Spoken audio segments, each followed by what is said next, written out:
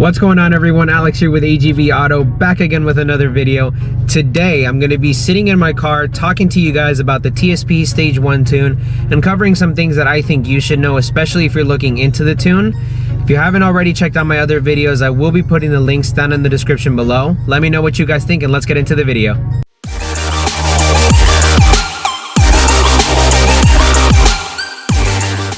Alright guys, so before I actually start reviewing the tune, I want to give you guys some background information.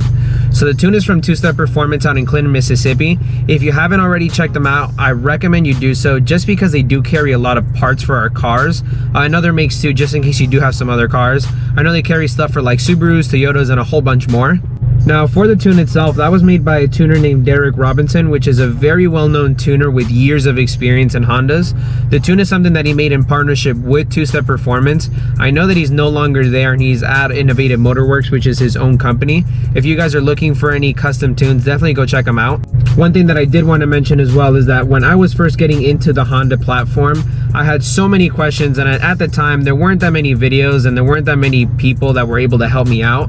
So I remember reaching out to Derek both through Instagram and Facebook, asking him a whole bunch of questions, taking up a whole lot of time of his day, and he responded to me and gave me so much information. Derek, if you're watching this video, shout out to you. But getting back to the tune, I can definitely say that it's one of the safest and most reliable tunes on the market for this platform. If you haven't already purchased a tuner like a K-Tuner or Honda, check TwoStepPerformance just because they do include the tune for free with the purchase of a tuner.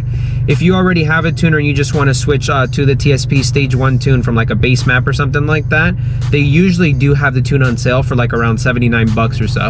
But now that we got some background info, let's review the tune. So over the stock calibration from factory, according to TSP, this tune gives you an additional 55 wheel horsepower and 76 pounds of torque. Now that testing was done on a bone stock car using 93 fuel.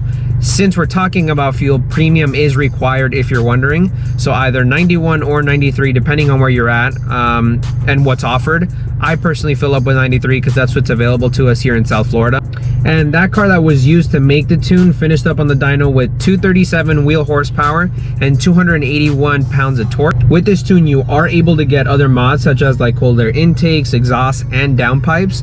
But even though you can add on the parts without having to account for them in the tune, if you want to squeeze as much power as you can out of the parts, I recommend that you look into a custom tune instead of like a Stage 1 or a base map, just to make sure that your car is actually accepting those parts and pretty much making as much power as it can. Now the Stage 1 is pretty sick because you do get features such as like fuel, ignition, turbo response, and throttle response changes, along with wide open throttle shifting, adjustable launch control, which we'll get into in just a couple seconds, the option to disable rev hang, which is like the biggest complaint on this platform, and on the fly map switching. Alright guys, so starting off with that adjustable launch control, what you want to do is go ahead and press on the clutch.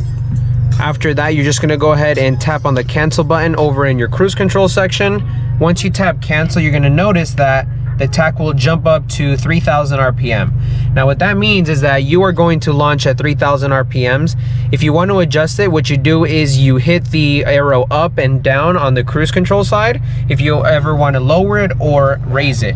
So for example, if you want to raise it, you're going to go ahead and press plus on your cruise control side, and you'll see that on your tach it'll start jumping up.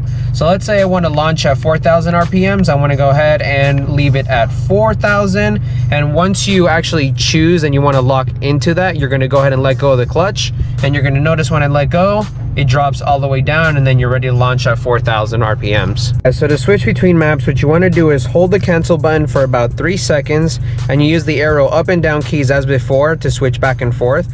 To actually choose a map, what you want to do is hold that cancel button for about 3 seconds again, and then you're on that designated map. I'm going to go ahead and hold the cancel button here for about 3 seconds, and you're going to notice it's going to jump up to 1,000 RPM. So at 1,000 RPMs, that is your first map, map 1. That is all factory settings as if you aren't even tuned. So for example, if you drive a lot or you don't want to have it on the most aggressive setting all the time, you can leave it on this map. If you press the arrow up on the cruise control, you're going to jump up to 2,000 RPMs, which is your map 2. This, you're gonna have 19 PSI in normal and 21 PSI in sport mode. And in map 3, I'm gonna go ahead and press it one more time up to jump up to 3,000 RPMs. So this is set to 19 PSI in normal and a custom boost level in sport, which you'll see usually around 25 pounds at peak, sometimes at 26. And now let's say I actually wanna lock in that map 3. What you wanna do is go ahead and hold that cancel button for about 3 more seconds. 1, 2, 3. And you can see the tack drop down and you are now officially on that map 3. So that way you guys can kind of get a feel for the different maps. I'll show you guys a 40 roll in the first map, second map, and third map. Here they are. All right guys, so I'm gonna go ahead and show you a 40 roll here on the first map.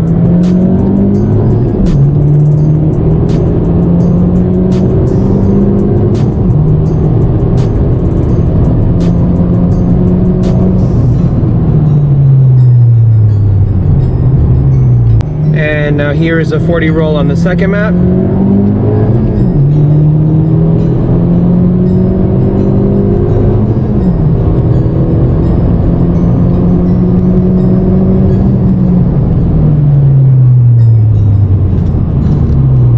And finally, here's the 40 roll on map 3.